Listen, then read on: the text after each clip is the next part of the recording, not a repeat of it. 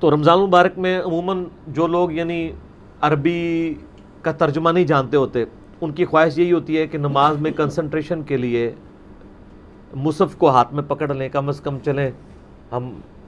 عربی پتہ لگتی رہی کیا پڑھ رہے ہیں، اور ترجمے والا قرآن ہو تو بندے کو اتنا ٹائم بھی مل جاتا ہے کہ وہ نیچے ترجمہ بھی دیکھ سکتا ہے۔ اور آج کل تو اس سے بھی زیادہ آسانی ہو گئی ہے کہ اسمارٹ فونز ہیں لوگوں کے پاس، اس کو اگر ایئر فلائٹ موڈ میں کر لیا جائے، کیونکہ اگر آپ ایئر فلائٹ موڈ میں نہیں کریں گے اور بیچ میں اپنے میسیجز بھی آنا شروع ہو جائیں گے تو پھر ایک عجیب تماشا ہی لگ جائے گا نا، تو قرآن پاک کھول کے وہ پڑھ سکتے ہیں۔ یہ علیحدہ بات ہے کہ اس کی وجہ سے اب امام مسجدوں کے لیے بڑی مصیبت کھڑی ہو گئی ہے۔ پہلے وہ جو اتنے لمبی لمبی چھلانگیں مار جاتے تھے نا، وہ اب پکڑی جاتی ہیں، کیونکہ اب وہ سامع تو اس کا تنخواہ دار نہیں ہے نا، اب تو ساری قوم ہی سامع بنی ہوئی ہے۔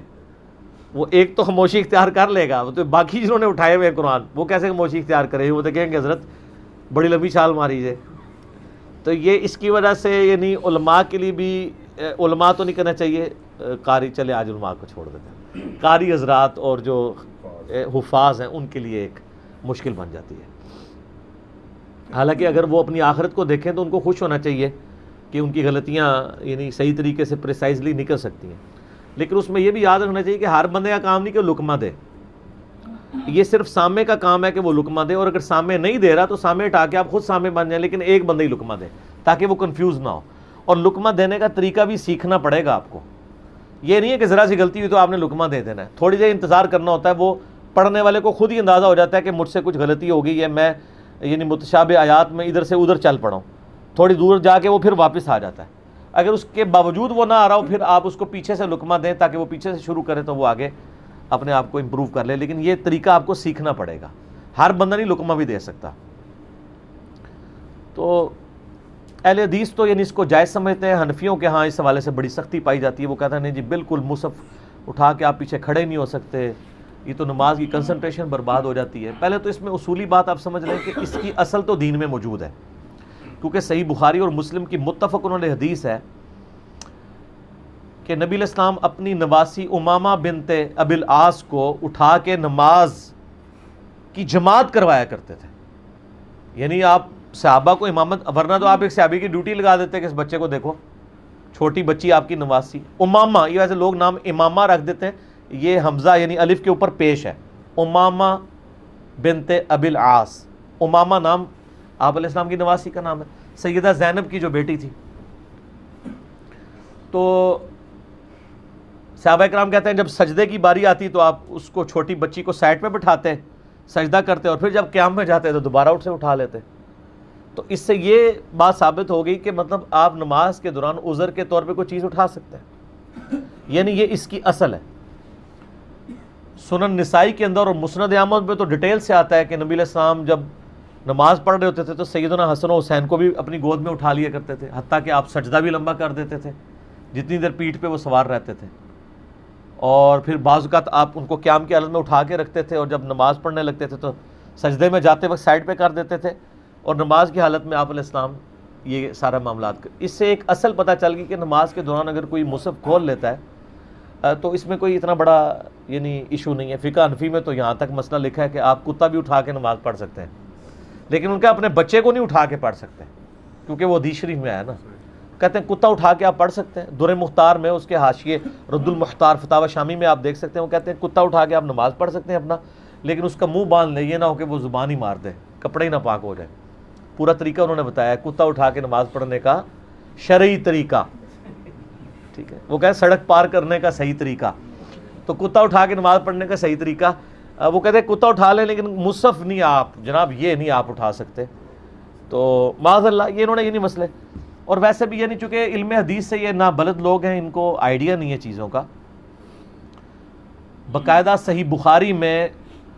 امام بخاری رحمہ اللہ نے چیپٹر کی ہیڈنگ میں تعلیقاً یہ پوری روایت لی ہے۔ تعلیقاً وہ روایتیں ہوتی ہیں جو بغیر سند کے امام بخاری بیان کرتے ہیں، ان کی اسناد دوسری کتابوں میں المصنف ابن ابی شیبہ میں، سنن الکبریٰ البیہقی میں، مصنف عبد الرزاق کے اندر آپ کو مل جاتی ہیں، اور ابن حجر اسقلانی نے جو فتح الباری اس کی شرح لکھی ہے نا صحیح بخاری کی، وہ اکثر اس طرح کی تعلیقاً روایتوں کی اسناد بھی لے آتے ہیں کہ یہ کہاں سے امام بخاری نے لی ہیں۔ تو تعلیقاً صحیح بخاری میں 692 نمبر جو حدیث ہے، یہ مجھے اس لیے یاد ہے کہ اکثر لوگ پوچھتے رہتے ہیں، تو اس کی ہیڈنگ کے اوپر نا انہوں نے باقاعدہ لکھا ہے کہ سیدہ عائشہ کا ایک غلام تھا ذکوان تابعی رحمہ اللہ تعالی، تو وہ سیدہ عائشہ کا چونکہ محرم بھی تھا، غلام تھا نا آپ کا، تو وہ آپ کو قیام اللیل کروایا کرتا تھا مصحف ہاتھ میں پکڑ کے، یعنی سیدہ عائشہ اس کے پیچھے کھڑے ہو کے نیت کر لیتی تھی قیام کی، اور وہ ہاتھ میں پکڑ کے، اس کو قرآن زبانی نہیں آتا تھا تو وہ دیکھ کے آپ کو قیام کروایا کرتا تھا۔ اس سے یہ بات پتہ چل گئی کہ یہ اس سے اگلا ورژن ہے کہ امام بھی جو ہے نا وہ قرآن ہاتھ میں پکڑ کے قیام کروا سکتا ہے، سامنے والا تو مسئلہ ہی چھوٹا رہ گیا نا، ٹھیک ہے۔ اس کی پوری سند سنن الکبریٰ البیہقی میں صحیح سند کے ساتھ موجود ہے، جو امام بخاری نے تعلیقاً صحیح بخاری میں لی ہے، تو سنن الکبریٰ البیہقی میں آپ کو یہ پوری سند کے ساتھ مل جائے گا کہ ذکوان تابعی سیدہ عائشہ کو قیام کروایا کرتا تھا رضی اللہ تعالی عنہا و سلام اللہ علیہا۔ تو یہ اس بات کا ثبوت ہے کہ آپ خود امام بھی مصحف پکڑ کے، لیکن یہ پریفریبل ہے کہ یہ جو حافظ بنے ہوئے ہیں تو وہ حافظ بنے نا، اگر وہ قرآن یاد ہی نہیں کرتے ہیں اور مصحف لے کے آگے کھڑے ہو جاتے ہیں تو ایسا نہیں ہونا چاہیے، وہ قرآن یاد رکھیں۔ بہتر تو یہی ہے کہ جو زبانی جانتا ہے، کیونکہ زبانی میں جو پڑھنے میں مزہ ہے، جو کنسنٹریشن وہ دیکھ میں تو نہیں ہے، تو امام کو تو زبانی پڑھنا ہے، لیکن اگر کہیں مسئلہ ہے تو وہ بجائے صورتوں کے ساتھ تراویح کروانے کے تو ان کو کہ یار زبانی دیکھ کے ہی پڑھ دو یار، لیکن کیا میں رمضان میں ایک قرآن کا دورہ تو ہو جائے نا، پورے قرآن سے آپ گو تھرو ہو جائے۔ میں تو رمضان کے مہینے کو یقین کریں بہت انجوائے کرتا ہوں قرآن پاک سننے کا۔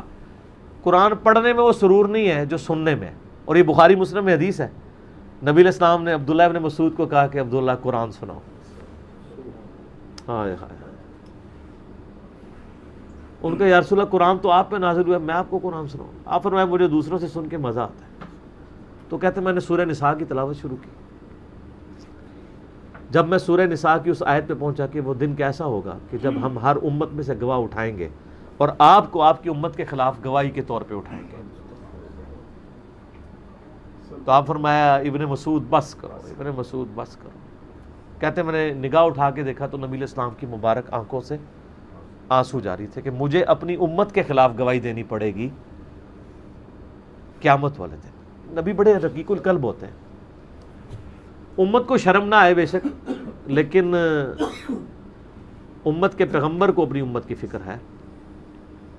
وقال الرسول یا رب ان قوم اتخذوا هذا القرآن مہجورا، سورۃ الفرقان آیت نمبر 30۔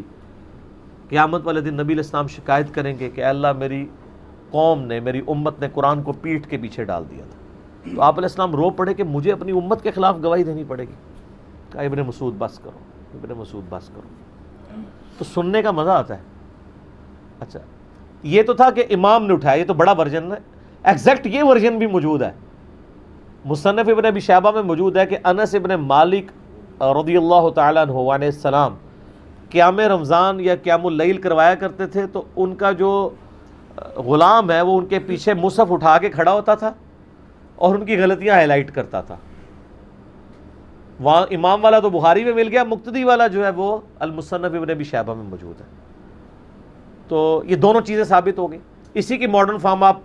مصحف چھوٹے سائز کا لے لیں، زیادہ بہتر ہے، یا موبائل فون کو آپ ایئر فلائٹ موڈ میں کر کے اس کے اوپر کر لیں تاکہ باقی آپ اپنے کہیں میسیجز ان چکروں میں نہ پڑے رہیں، تو وہ اس کو رکھنا بھی آسان ہے۔ اور اگر آپ مصحف رکھ رہے ہیں نا تو مصنف ابن ابی شیبہ میں آپ کو تابعین کے آثار ملتے ہیں، ابن سیرین اور باقی لوگوں کے، کہ جب وہ مصحف اٹھا کے قیام کرتے تھے یا سنتے تھے نا، تو جب یعنی رکوع اور سجدے کا وقت آتا تھا تو وہ انہوں نے نا ڈیسک سامنے رکھا ہوتا تھا تو اس پہ مصحف یوں رکھ دیتے تھے،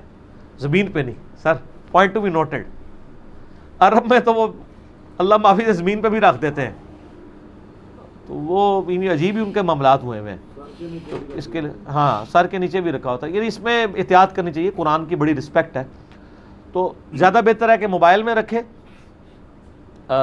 موبائل اگر آپ زمین پہ بھی رکھ دیں گے تو اس میں کوئی بے حرمتی نہیں ہوگی، کیونکہ وہ تو اس کے اندر الیکٹرو میگنیٹک ویوز کی فارم میں جو ہے نا وہ محفوظ ہے، ورنہ تو آپ کو ٹوائلٹ میں جاتے وقت بھی موبائل باہر رکھ کے جانا پڑے۔ اور اس سے اگلا ورژن ہے کہ حافظ قرآن کو تو آپ ٹوائلٹ ہی نہ جانے دیں گے، اس کے سینے میں قرآن ہے۔ یہ اینٹی وینم اور الزامی اور پھکی والا جواب ہے۔ جو لوگ کہتے ہیں جناب او جی موبائل دے اندر تے قرآن ہے تے موبائل اندر، جب باہر رکھاں گے تو موبائل لبنا ہی نہیں سر۔